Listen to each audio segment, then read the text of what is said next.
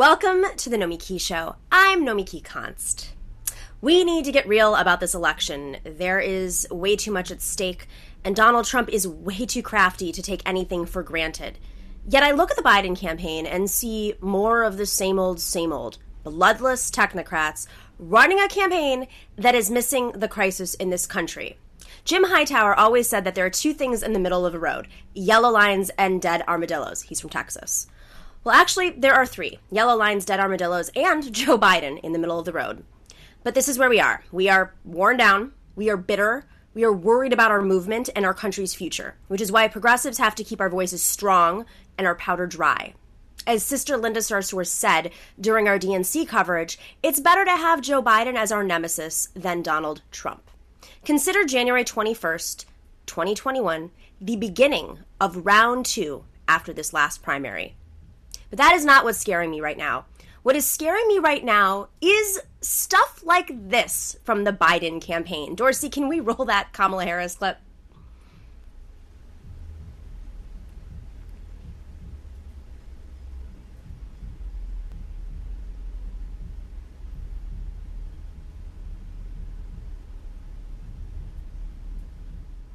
So tell me about Joe and your relationship with Joe, and what do I need to know? Like, what's the thing about the ice cream? He loves ice cream. Tell me about that. Well, listen, ice cream is big. Pasta with red sauce, he can go deep on that. He really does like those aviator glasses. He knows he looks good in them. But look, the main thing to know about Joe is that Joe has never lost. All right. His 180,000 Americans are dead. People are losing their jobs and their homes. They can't pay for medical bills from before. And now, of course, due to COVID, it's much worse. We are buried in debt. We are buried in fear. We are buried in crises. Kids can't go to school. And when they do, their parents are scared to death. Trump is trying to flip police abuse on its head, to polarize us, to channel that fear of security into fear of each other. And what are you doing, Biden campaign? Seriously, you are talking about ice cream, aviator glasses, and going deep on red sauce? Now, I know a thing or three about politics. I'm not naive. Sure, a bit of humanizing can help. I like ice cream. And when Bill Clinton picked up that saxophone, it was actually authentic. It was something he actually enjoyed. But this is the manufactured, poll-tested drivel that only an elitist technocrat could think of, a very well-paid elitist technocrat consultant. America isn't looking for a friend or a dinner date at an Italian place. America is looking for a leader who can get us out of the ditch that we are in currently. Can we show that American Prospect story that I mentioned yesterday? Stan Greenberg, he is a pollster who has been around for a long time. I told you about this piece that he wrote in the American Prospect. Greenberg talked to white working class voters. They are devastated by the cost of health care. If these white working class Americans are devastated by the cost of health care, imagine everyone else, all working people. Folks don't want to hear about Rocky Road and Cheri Garcia. Americans want Medicare for all yesterday. Biden, who in the primaries said he would veto Medicare for all, now, post-COVID, says he is for universal health care. Now, as a progressive, I want to hear what that means. But what is more important to winning this election is that voters all across the country want to hear what that means.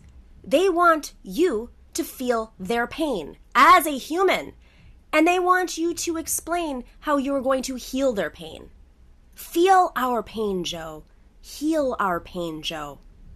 Greenberg found that 25% of those white working class voters were ready to abandon Trump because he failed to deliver adequate health care, as he had promised. They are part of the workers' coalition that are waiting to be built. But you can't build it with red sauce. You build it with real commitments to solving this crisis. Good paying jobs with benefits and protections like the Green New Deal, free education, and of course, Medicare for all. And instead of focusing on the country's supposed debt, solutions to eliminating debt of individuals like college debt and medical debts, that is Biden's road to victory. We need to get him down that road, even if we have to take him by the hand, prop him up, and walk him there. So here's my pro tip to the technocrats in this Biden campaign. I know you watch this show, even if it's to hate on us and tweet about us. But listen to your old friend Nomiki. Throw out that polling data on likability. Throw it out. This election isn't about that. This election is about healing the country, as Marianne Williamson foresaw. Biden's team likes to remind Americans about the pain that he has faced in the past. But I think that we'd also like him to acknowledge the pain of the moment, and with urgency. Or else, well, we know who's going to get blamed for his loss at the end. And now I'm going to go over a few stories at the top of my feed today. You may have trouble telling the difference between Democrats and Republicans on Capitol Hill most of the time, but not right now. Republicans are peddling a new stimulus proposal that benefits hardly anybody who really needs help. No new supplement for unemployed, whether it's $600 like the first one or less, as Donald Trump proposed. No new $1,200 stimulus. No help for the post office, as it handles millions of mail-in ballots.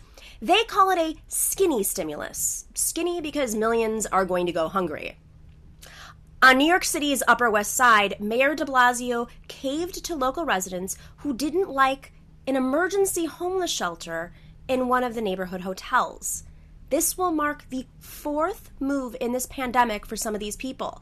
They were pulled from dormitory-style shelters to protect them from coronavirus.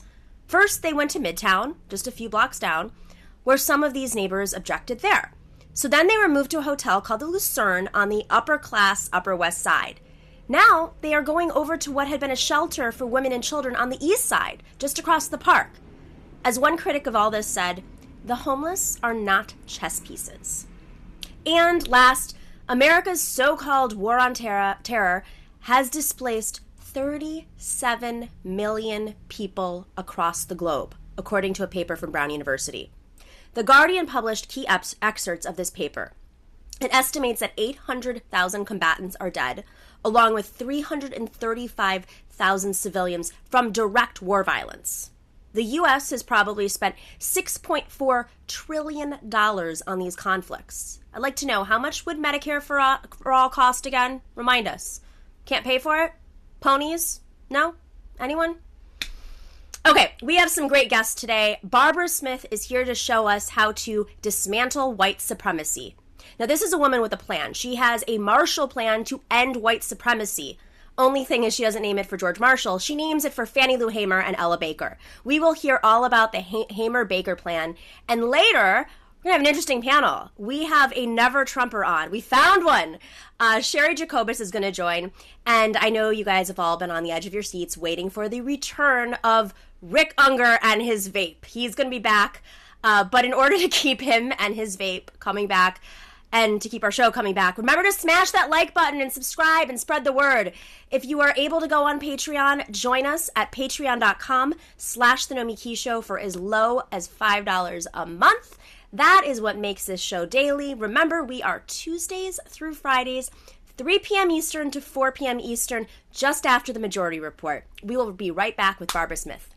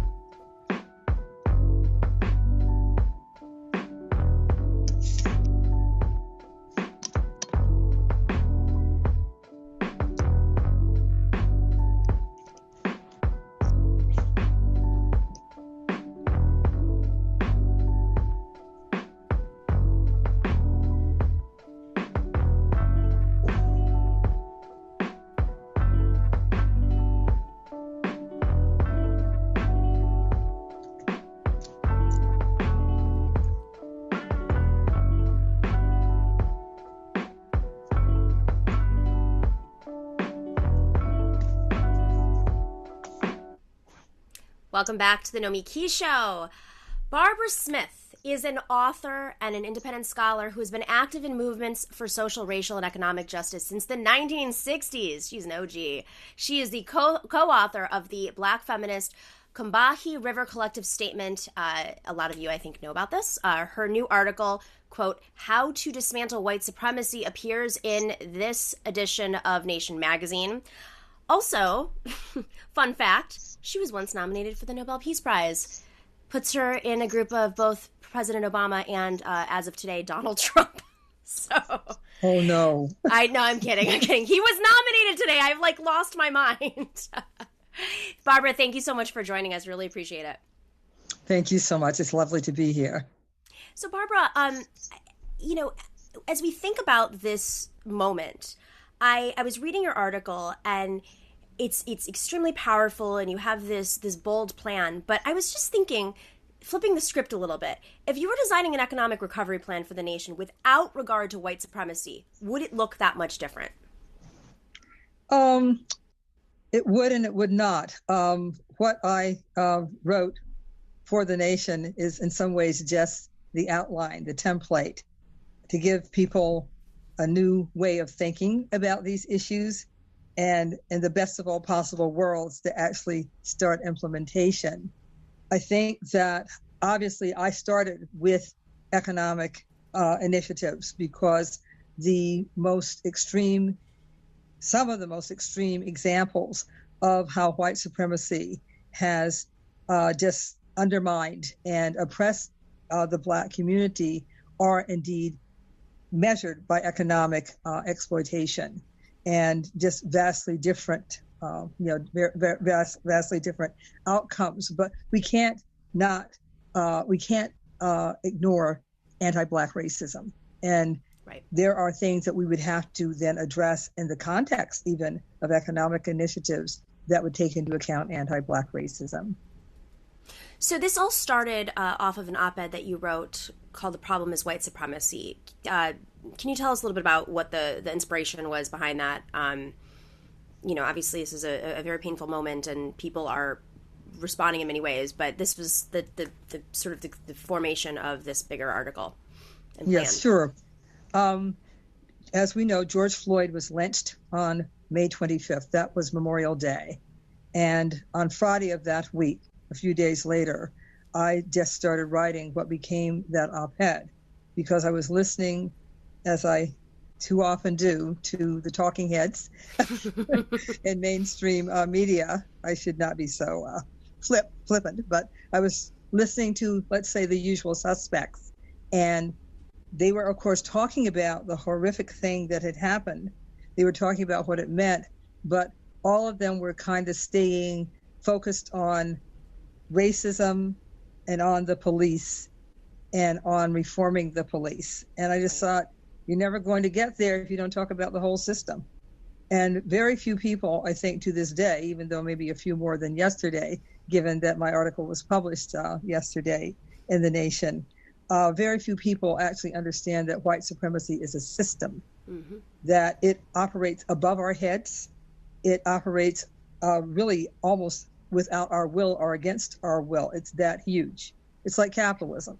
Yeah. And in that way, if we don't look at the system, we're not talking about blaming individuals. One of the things about that op-ed in the Boston Globe is that I don't say one negative thing about white people, not one.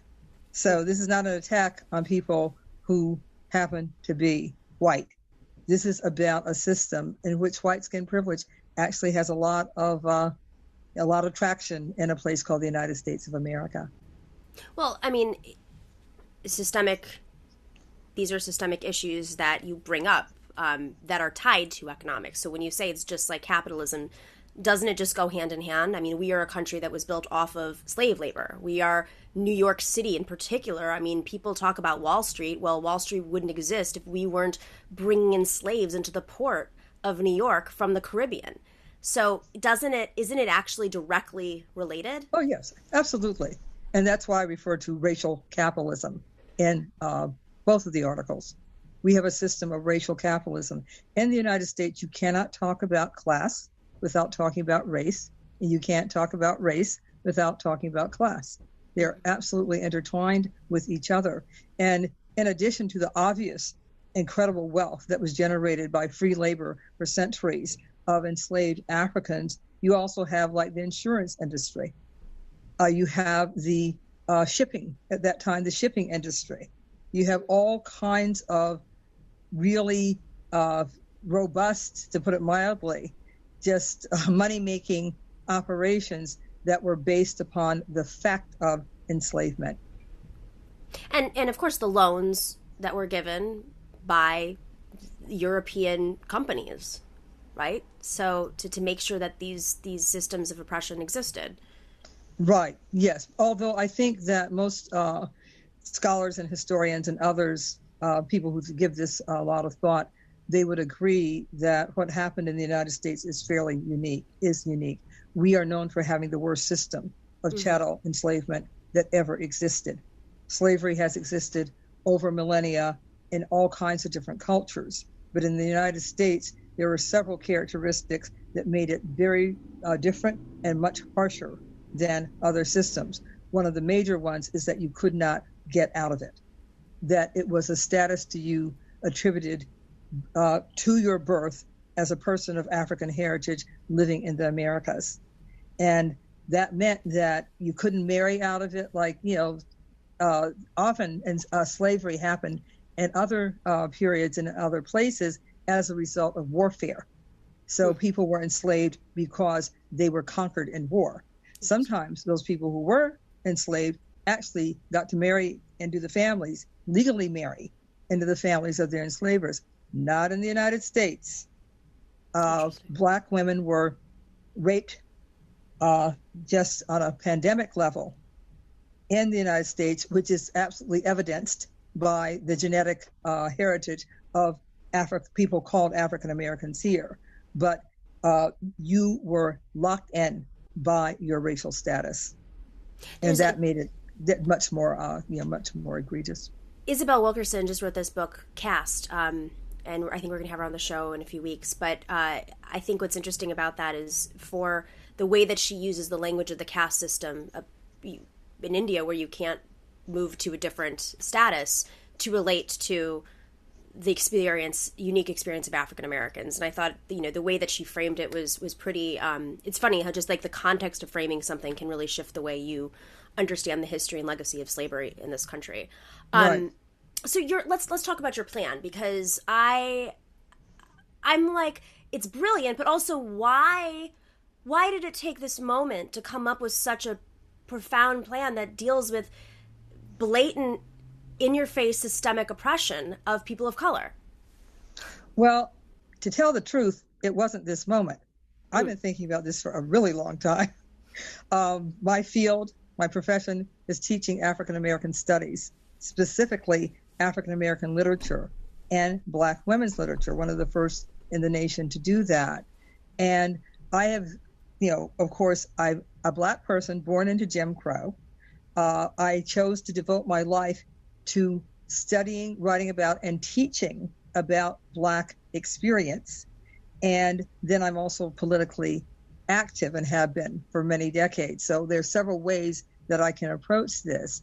And I've always tried to get people to use the terminology of white supremacy. Even when I do presentations, I try to explain the difference between, say, white supremacy and implicit bias or microaggressions. Those are totally different categories of experience and of meaning. But in any event, as I said, I've been thinking about this for some time, and it was really the despair and the absolute trauma and hurt of my experiencing as someone in their early 70s, yet another lynching. I remember when Emmett Till was lynched.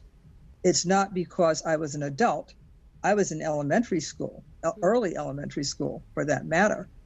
But the people in my family, all of whom were from the Deep South, I was growing up in Cleveland, Ohio. The people in my family, they were all talking about what happened. We heard the name Emmett Till, even though we did not know exactly what had happened. We just know something very bad and something very sad had happened to another Black child. That's what we knew. So that's a long time.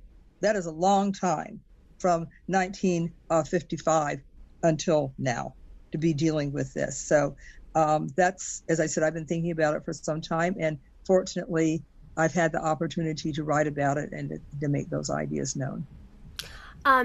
Introducing the idea of this plan, let's talk about some of the key points here, because you really go over what really should be in, I believe, every Democrat's platform, every lawmaker's platform, frankly. But Medicare for all, for instance, how does this relate to racial inequity? Well, and white supremacy specifically. Well, we see with the pandemic that people of color, not only people of African heritage, but people that we refer to as Black because of African heritage, wherever their country of origin might have been, people who are indigenous, whose land this is, that we occupy and stole, although my people were not responsible for stealing it, and then, of course, our Latinx population as well. All of the groups of people of color have much higher incidences of the illness, of contracting the illness, and also of mortality from the illness. That's a perfect example. And what you have then is those underlying health disparities, so that when something really dire happens, like an incurable pandemic virus, the people who are most vulnerable health-wise already are the ones who paid the toll. And that's statistically, there have been articles that started coming out in the spring when people began to look at the public health data about who was getting this. One of the vectors and one of the reasons that people have poor health outcomes as Black Americans is that they don't have access to health care.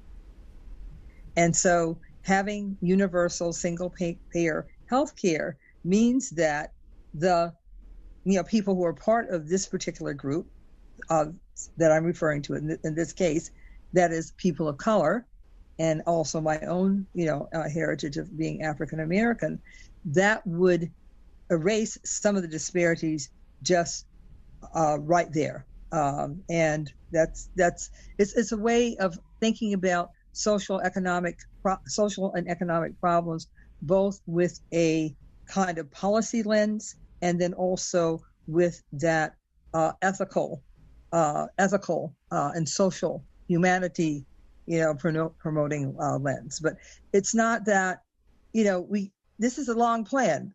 Right. I mean, it shouldn't have to be, but yeah. In other parts of this plan, pulling from your piece, you stated, because racial capitalism has such grievous repercussions for generations of people of color, economic interventions would be at the forefront of this project. Eradicating poverty, eliminating the racial wealth gap, investing in the infrastructure of Black, brown, and indigenous communities whose labor and natural resources have been stolen, and guaranteeing full employment are some of the actions that must be taken to rectify centuries of economic exploitation. And then you go on saying the cancellation of student loan and medical debt, stricter sanctions against discriminatory lenders, a viable federal minimum wage, paid family leave, free quality child health care, and pro-union labor laws are examples of policies that could address economic inequality. Many of these things, although not all of them, are technically in the Democratic Party's platform, right?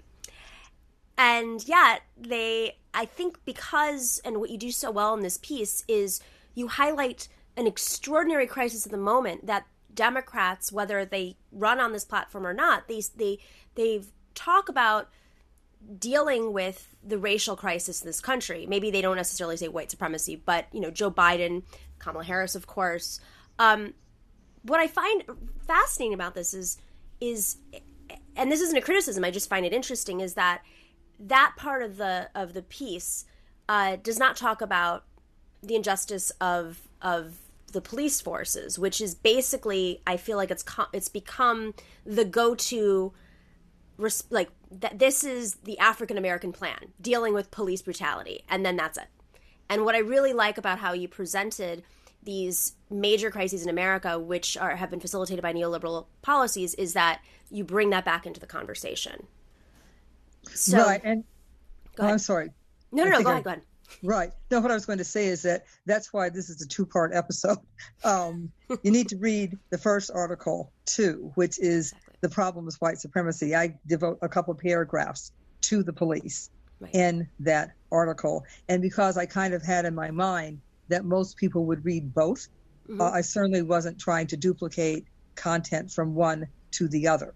I talked about a Marshall Plan to eradicate white supremacy in the first article, and then the second article spins that out, expands upon that.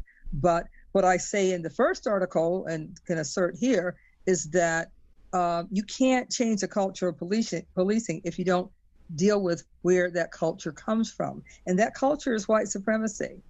The fact that Jacob Blake was shot 7 times in the back at point blank range with his 3 babies, and we call them babies, until they're like probably 55 or so. But the thing is, no, that's Black culture. If once a baby, always a baby, particularly if you're my baby. But in any event, his babies, children, 3, 5, and 8 years old. Can you imagine if these had been white children in that car? And their father had been white? Do you think that the police officer would have seen fit to try to assassinate their father in front of them as they screamed in the background? Right. I don't think so. Because the thing is, he would have looked in that car at those 3 little kids, 3, 5, and 8, and he would say, oh no, I have children. I wouldn't want somebody to do that to, I wouldn't want that to happen to them. No, I can't take their daddy away from them. This is their fault. I can't do that. But hey, white supremacy ran wild. Same with Rayshard Brooks. It's just constant. Ahmaud Arbery, the reckless way that Breonna Taylor was murdered. I mean, it goes on and on and on. And what is the one through line common factor? White police, Black bodies. Yep. And but that's by design. I mean, the police force was a weapon before it became its modern version, right? To deal with slaves, right? Oh yeah, that's the origins of our police force and policing in the United States, to keep slaves enslaved, which had to be done by force. Literally a tool of capitalism. Yes, and they were riding around the countryside, making sure that people stayed in their place, did not escape, and they did that with brutality.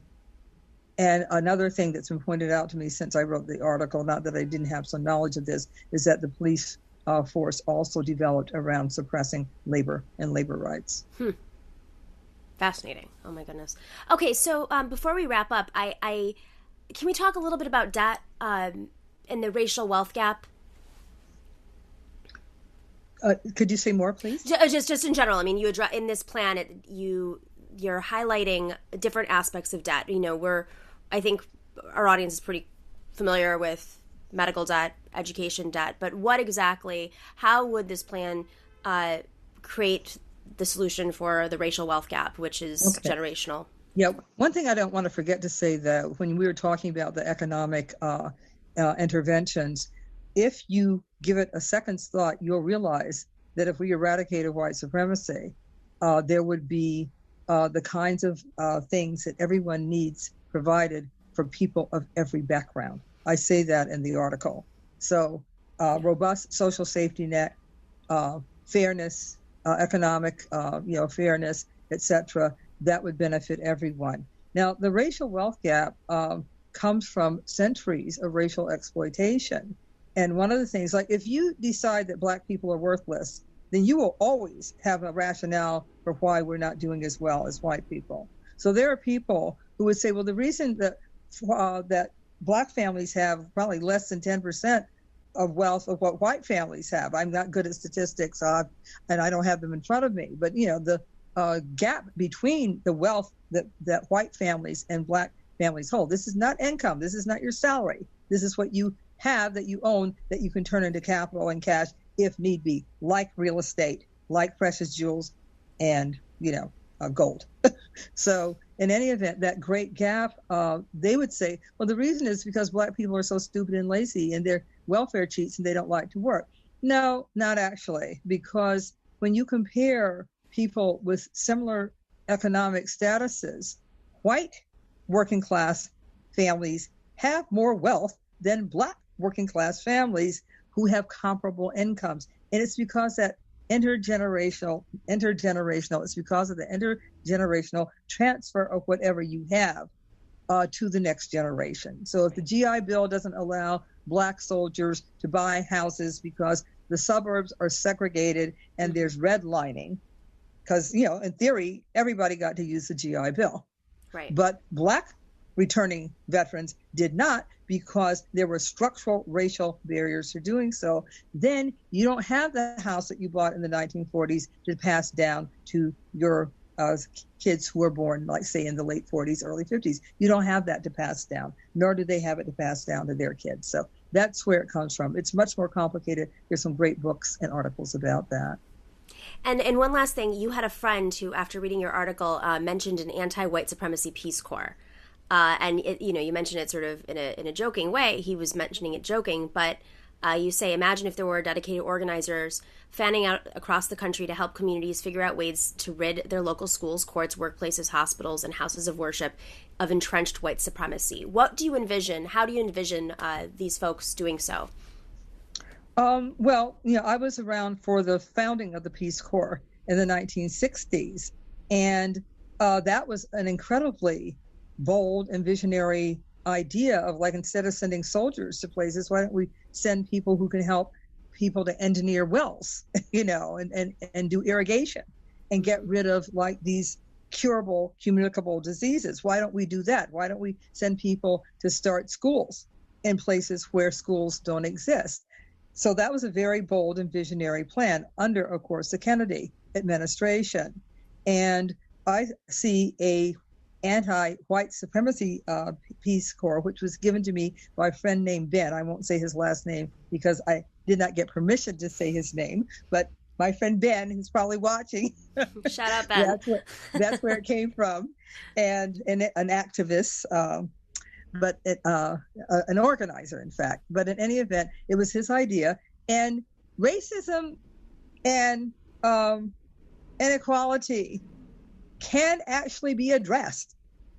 Usually, people don't make that effort to do so strategically, or they just kind of nip around the edges at it and they do the easy fix. Mm-hmm. So what this would be is, like, say you sent like 4 or 6 anti-white supremacy Peace Corps volunteers to a town, and after meetings with the people who live in the town, they would say, it has always bothered us that we don't have a school curriculum and teachers who can teach a truly diverse school curriculum. What are your suggestions for how we deal with that? We would like to change, but we've never been able to figure out how. Or if, it's, I was a member of our city council in Albany for 2 terms. One of the things we were trying to do was to get more people of color to take the test and then to become employed as firefighters. Mm-hmm. That was a perfect example of, like, what do you do to alleviate an issue or a situation of exclusion on a strategic basis? And we met and we met and we met and we figured out some strategies. It can be done. Where there's a will or there's a way.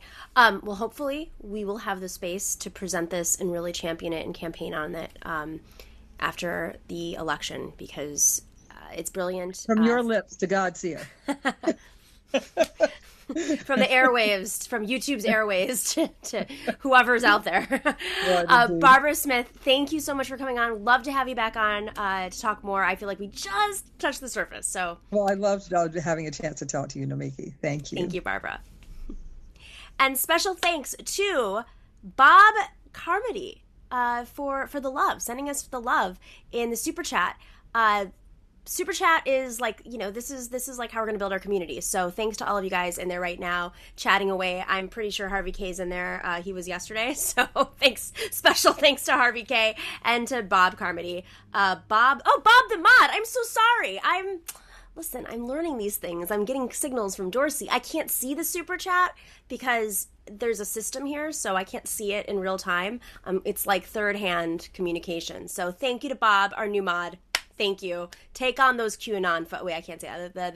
They're going to demonetize me if I say those bad people who are on the internet on the right spreading spreading misinformation. All right, guys, up next, we are going to talk about the right with people who think differently than me, for sure. We have a centrist Democrat, second time on, bringing his vape, Rick Ungar, and we have a never-Trumper, Cheri Jacobus, somebody I used to debate on cable news, and we were always on the opposite side, and now she's campaigning for Biden. I'm trying to understand what this new alliance is and if it will be enough. So we're going to talk about some of the stories from today and of course, this election. So stick around. We'll be back in a couple seconds.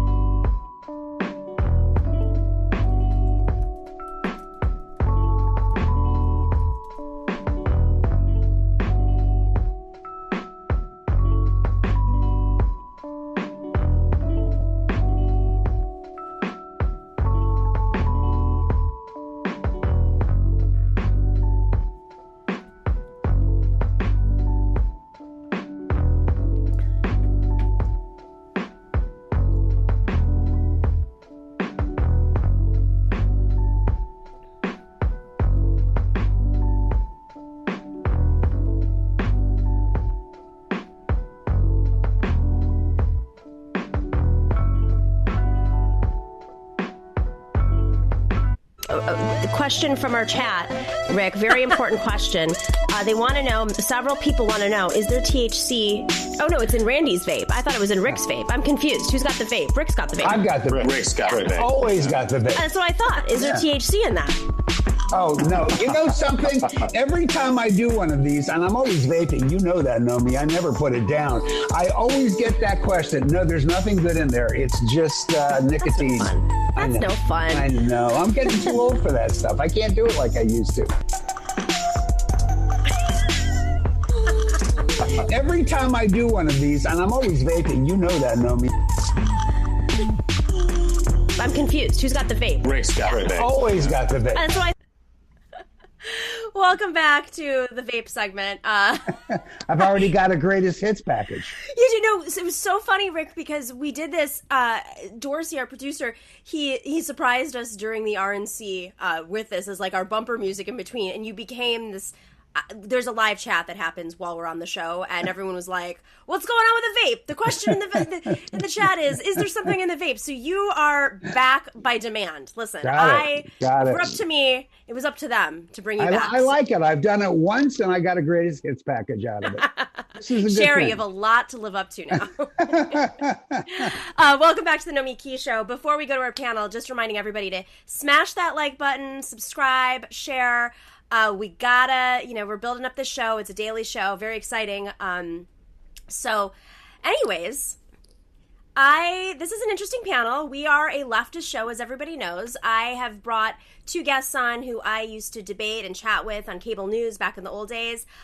First, we have Cheri Jacobus. She is a political strategist and commentator. She's an author. She's part of this Never Trump movement, the founder, president, and executive producer of America Reads the Mueller Report, which airs still, I believe, on local TV stations to educate Americans about what special counsel Robert Mueller actually found and reported on. She's also a columnist at USA Today and The Hill, and has written for The Guardian, The Daily Beast, New York Daily News. Saw you on CNN for years. Never Trump, early Never Trump, and stayed Never Trump. And then, of course, Rick Ungar, who, old friend, hosted The Rick Ungar Show, editor-in-chief of The Daily Centrist. We have the whole spectrum here. All we need is a Trumper to come on, like Scotty Nels Hughes, and we'll have a real panel. Yeah, let's get Scotty. She was on last week. People. Oh yeah, that's cool. Yeah, it was interesting. She basically endorsed Bernie Sanders' platform. Oh really? We could have a reunion show. We could have a reunion show, 2016 all over again.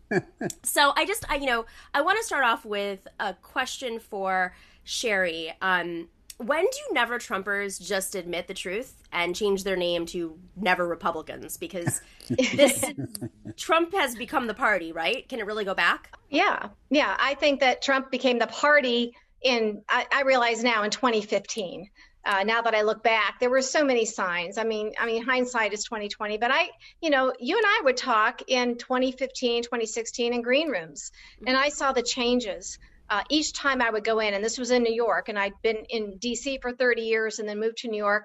And I was seeing, this was a GOP primary with 15, 16 people running, and I had never seen anything like it. I knew something was up. I'd go into Fox, and every time I go in there, something was different. Somebody had flipped. It was like a Stepford wife situation. Then it wasn't on policy. It was the oddest thing I'd ever seen in my life.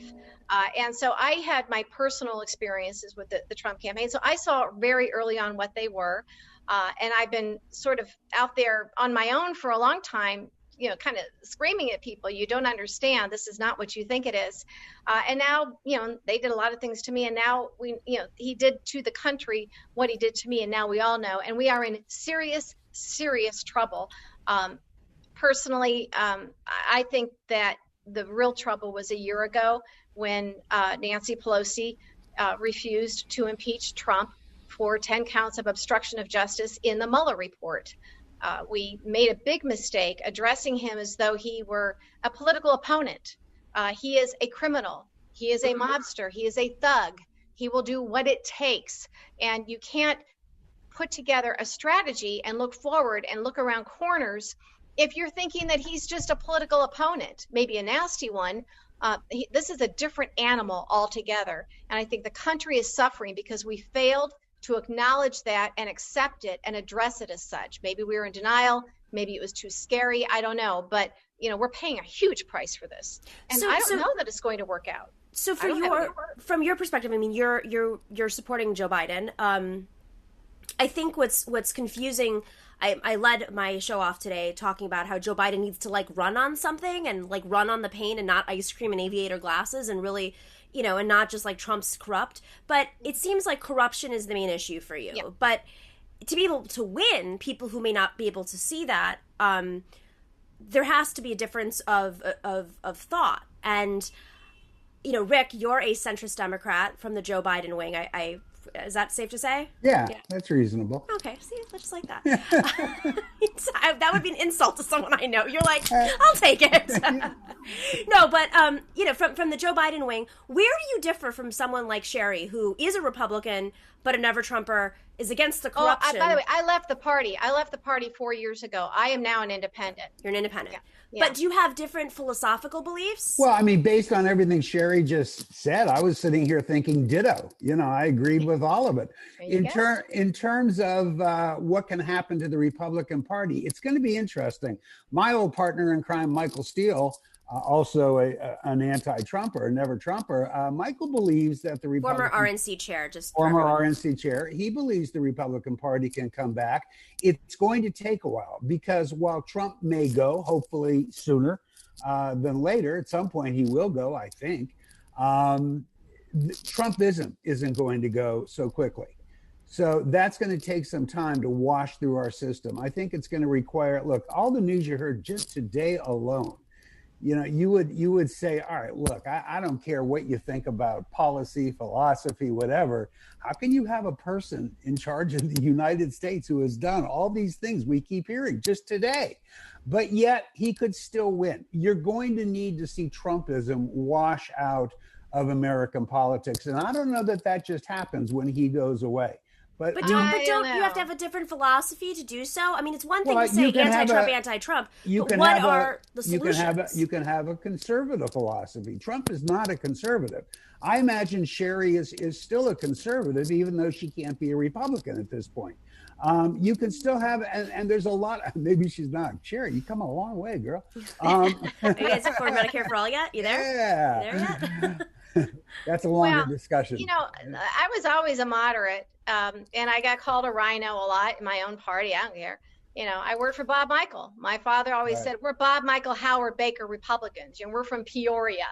Mm-hmm. So that's hardly the evangelical far right wing Tea Party nutcase. But that's not conservative, what you're just described. So. Well, I've always been a fiscal conservative, meaning, and I've always been anti-corruption, anti-waste and fraud. I think waste and fraud in the budget is corruption.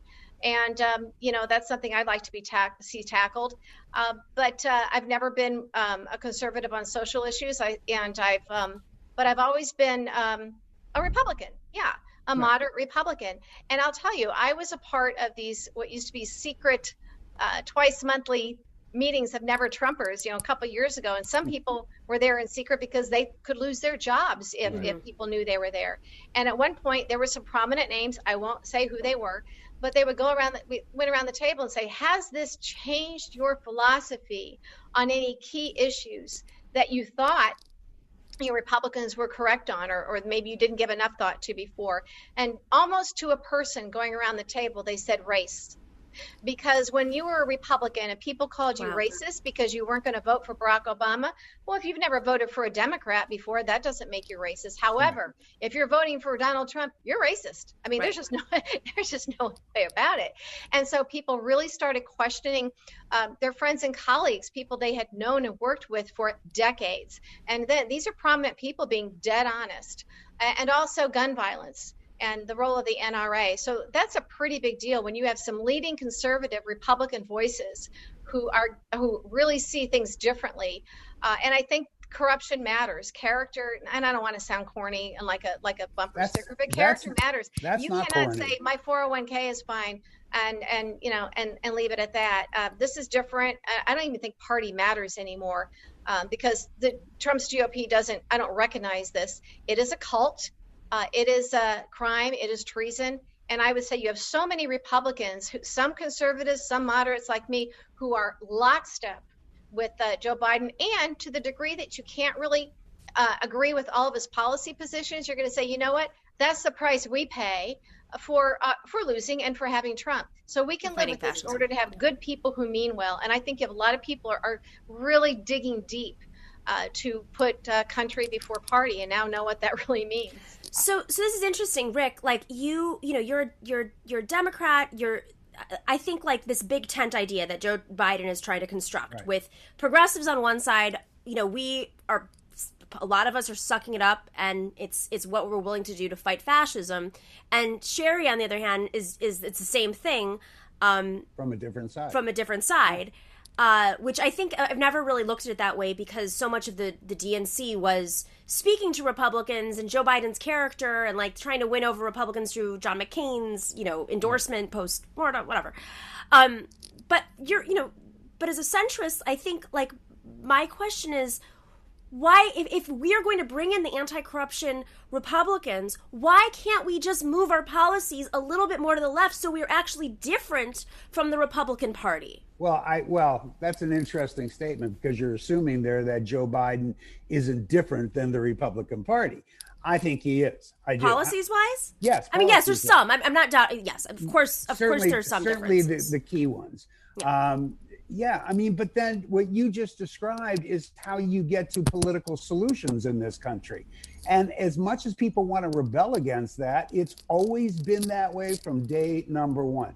You are certainly more to the progressive side than I am, but you and I have always been able to discuss issues. I'm going to agree with you on some. I don't know if you're going to agree with me on any. You might. But I'm okay with that. At the same time, I can have some great conversation. I have George Will on my radio show every other week. I'm on progressive stations, but yet George Will is to me a legitimate conservative. And I see upsides in legitimate conservatism. And certainly if for no other reason than to have that side presented, which he does, in my view, honestly, sincerely. And that's the conversation I want. That's how we're going to get to solutions. So having this conversation, we have this crisis of the moment that is really based on inequity. Okay, Trump is corrupt. Trump is a fascist. Trump is a racist. Trump is a sexist. We know all of these things. But he was able to tap into class issues. Yeah. And I think what our previous segment with Barbara Smith, which she was able to do so well, was address racism through the capitalistic, systemic oppression of Black people in particular in this country, African Americans. And so, can I offer an amendment to what you just said? Sure. I wouldn't say capitalistic. I would say the perverted capitalistic system. True capitalism doesn't do that. The capitalist system we are all living in today does do that. I think that's a real debate, and I would love to have you back on for that, because I do believe that the model of capitalism is built off of free labor and low-pay workers and oppressing people. I don't agree. I think our country, I think Wall Street, we talked about this last segment. I think that's where it is slave today. Labor. This country's capitalist system was built off of free labor, which was oppressing people yes, of, but that's Americans. That's not really Adam Smith's definition. You're right, that did happen. I agree, but that's not Adam Smith's definition. But we don't live in Adam Smith America, so but how we do once we? Did, and we need to again. That's the point. When did we live in Adam Smith America? I think if you can go back systemic as recently. Racism? Oh no, there's always been. Adam Smith actually contemplates some systemic racism. So yes, we've always had systemic racism, but you can still operate a capitalist system even though you've got people living among you who are always going to be racist. What I'm saying is when you have and I think this is important, please chime in, Cheri, because I think this is exactly what the divide is I'm seeing between the centrists on either side and like really leaning into what does it mean to be anti-racist. I don't want to be part of Trump's party because they're racist, but then progressives are like, but if you really want to be anti-racist, you have to understand there's a legacy of redlining and Black Americans not being able to really rise up out of slavery. Right. I don't think that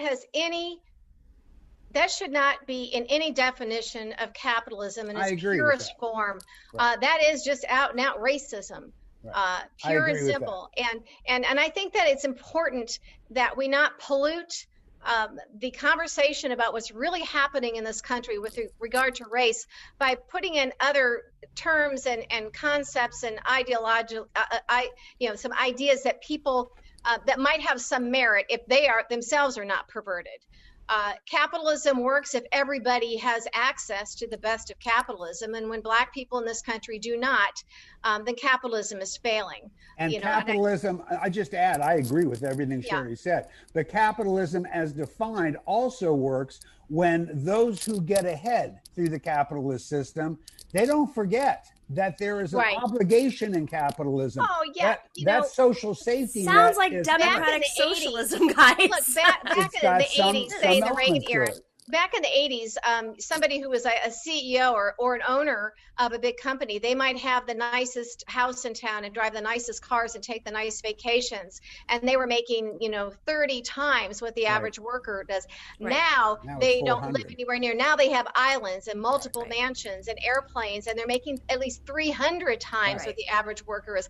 That is not the capitalism of the 80s. And a lot of people, a lot of these Trump supporters that like to throw the word around, I have no idea what so-called capitalism is today compared to 30 years ago. Why would 10 years ago even. Why would you expect something otherwise when they also don't know what a socialist is or what a Marxist is or everything else they want to throw around? Or what a liar is or what and we have a situation today, we're talking, it's almost like we look forward to the day when we can go and debate these issues like this, Naomi, but we're in a situation now where we find out today from Bob Woodward's book, this is genocide. This is almost what Trump is doing. We have 190,000 Americans dead, and Trump is now, he admitted, he's on tape saying, I downplayed it because I don't want to panic people. He lied to us and people died. Here he was, just a day or two ago, trying to get a reporter to take his mask off at a press briefing. This is how people die. This is why other countries don't allow Americans in. Mexico won't let us in. We don't need to build a wall. They'll pay for the wall because they'll pay to keep us out. Yeah. This is why here it is September and we're still in this thing that he knew back in February or earlier, November was coming. I have a brother who lives in Alaska. He's married to a woman from China. We knew, it was January or even earlier, we knew this was coming. And then Dr. Dina Grayson was telling me that when 700 million people in China were in lockdown, 1/10 of the world's population, that alone tells you, first of all, my God, how did they do that? We freaked out when we had 2 weeks where we were shutting down. And once I heard that, I knew something big is coming. And I knew from my brother and what they were hearing. And the president knew too. Donald Trump knew. Yes, and he let this happen. He let this happen. And so my, before we wrap up, I think the big question is, okay, great.